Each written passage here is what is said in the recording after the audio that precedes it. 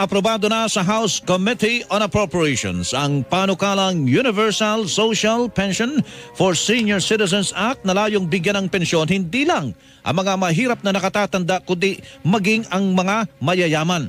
Kapag naging ganap na batas, lahat ng mga nakatatanda ang inaasahang makakakuha ng 500 pisong buwanang social pension mula sa pamahalaan at magdaragdag ng 100 piso kada taon hanggang sa maging 1,000 piso para sa bawat benepisyaryo.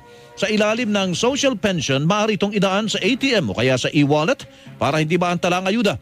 Para sa mga benepisyaryo na nakatira sa mga malalayong lugar, mismo ang Department of Social Welfare and Development o DSWD ang pupunta sa kanilang mga barangay. Labis namang ikinagalak ni United Senior Citizens Party List Representative Milagros Magsaysay ang pag-usad ng panukala sa Kamara.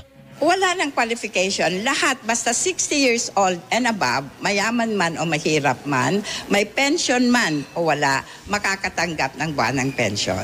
Magre-register ka sa OSCA para maibilang ka na senior citizen. Ang tinig ni United Senior Citizen Party List Representative Milagros Magsaysay.